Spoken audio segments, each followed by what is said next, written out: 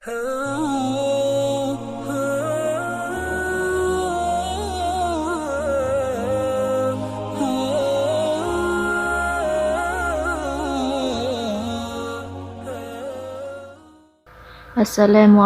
warahmatullahi wabarakatuh.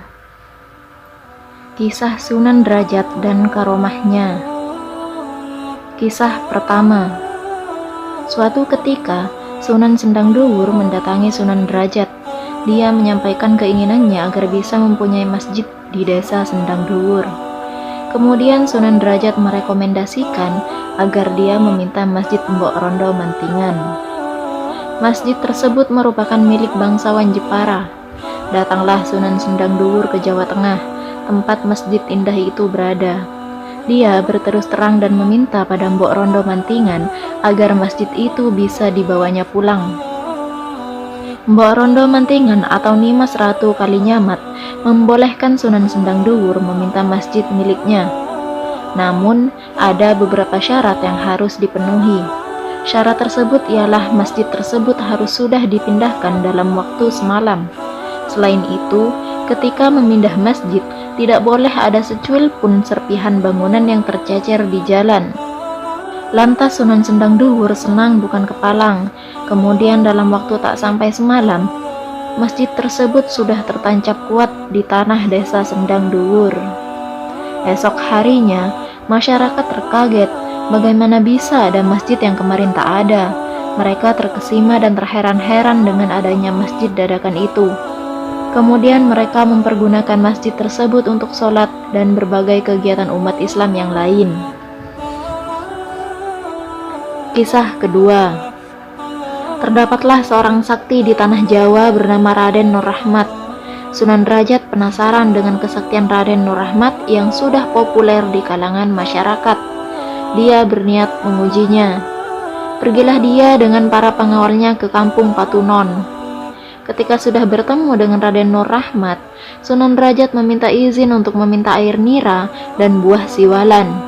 Dia ingin mengambilnya sendiri. Dengan senang hati Raden Nur Rahmat mempersilakan.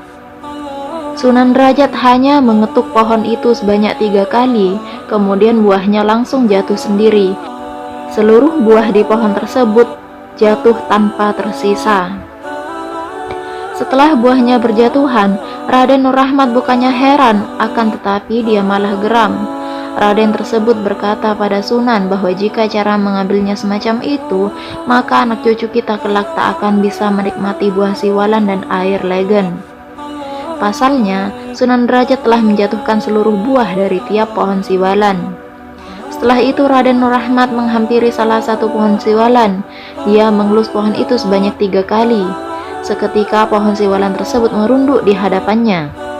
Kemudian Sunan Derajat diminta untuk mengambil air legen dan buah siwalan sebanyak yang dibutuhkan saja. Setelah buah dipetik, pohon itu kembali tegak seperti sedia kala. Akhirnya Sunan Derajat menyaksikan sendiri kesaktian yang dimiliki Raden Nur Rahmat.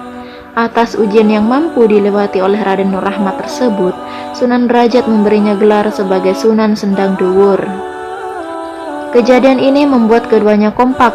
Dalam banyak hal, akhirnya Sunan Sendang Duwur membantunya. Dulu, desa Patunon lebih sering disebut Sendang Duwur oleh masyarakat.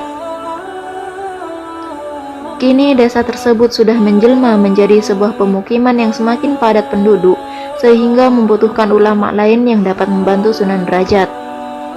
Tanggung jawab untuk menyebarkan agama Islam di Lamongan kemudian tidak hanya dipegang Sunan Derajat semata, tetapi juga Sunan Sendang Duwur.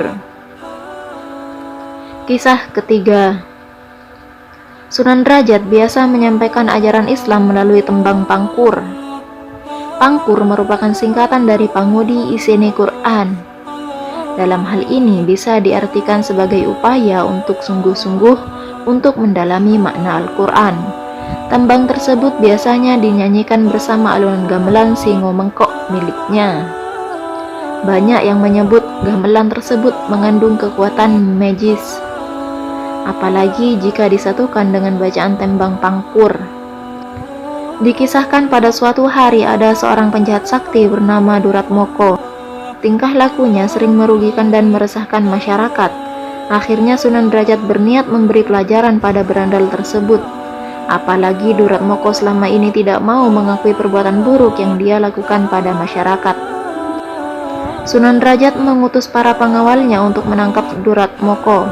Dengan susah payah, akhirnya mereka berhasil membawa Duratmoko ke hadapan Sunan Derajat. Kepada Duratmoko, Sunan Derajat justru menyanyikan tembang pangkur diiringi lantunan suara gamelan singo mengkoknya. Namun Duratmoko masih membisu, tidak mau mengakui kesalahannya. Akhirnya tembang pangkur dinyanyikan lebih keras, temponya dibuat lebih cepat.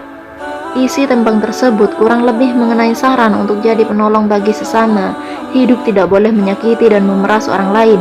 Kita harus saling berdampingan tolong menolong. Adunan tembang pangkur dan gamelan singo mengkok akhirnya membuat Duratmoko menyerah. Berandal yang gagah perkasa itu takluk. Dia meminta ampun dan meminta dijadikan pemeluk Islam. Akhirnya Duratmoko menjadi murid Sunan Derajat. Duratmoko kemudian diberi Sunan Derajat nama menjadi Ki Sulaiman. Namun tak lama setelah kejadian itu, Ki Sulaiman jatuh sakit. Dalam keadaan koma, dia meminta agar ketika dia meninggal nanti, dia berharap ada yang membiarkan penutup kepalanya terbuka. Bagi Ki Sulaiman, dia ingin agar masyarakat tahu bahwa sekuat apapun berandal pasti akan takluk juga di hadapan Allah, di hadapan kematian. Kisah keempat. Semasa muda, Sunan Derajat dikenal sebagai Raden Qasim. Ada diceritakan, Raden Qasim menghabiskan masa kanak dan remajanya di kampung halamannya di Ampel Denta, Surabaya. Setelah dewasa, ia diperintahkan ayahnya, Sunan Ampel, untuk berdakwah di pesisir barat Gresik. Perjalanan ke Gresik ini merangkumkan sebuah cerita yang kelak berkembang menjadi legenda. Syahdan, berlayarlah Raden Qasim dari Surabaya dengan menumpang biduk nelayan. Di tengah perjalanan, perahunya terseret badai dan pecah dihantam ombak di daerah Lamongan, sebelah barat Gresik. Raden Qasim selamat dengan berpegangan pada dayung perahu. Kemudian, ia ditolong ikan cucut dan ikan talang. Ada juga yang menyebut ikan cakalang. Dengan menunggang kedua ikan itu, Raden Qasim berhasil mendarat di sebuah tempat yang kemudian dikenal sebagai Kampung Jelak, Banjarwati. Menurut tarikh, peristiwa ini terjadi pada sekitar 1485 Masehi. Di sana, Raden Qasim disambut baik oleh tetua kampung bernama Mbah Mayang Madu dan Mbah Banjar. Sebagaimana para wali yang lain, Sunan Derajat terkenal dengan kesaktiannya. Sumur Langsanga di kawasan Sumenggah misalnya, diciptakan Sunan ketika ia merasa kelelahan dalam suatu perjalanan. Ketika itu, Sunan meminta pengikutnya mencabut wilus, sejenis umbi hutan. Ketika Sunan kehausan, ia berdoa. Maka dari 9 lubang bekas umbi itu memancar air bening, yang kemudian menjadi sumur abadi. Itulah kisah Sunan Derajat dan karomahnya. Wallahu a'lam. Wassalamualaikum warahmatullahi wabarakatuh.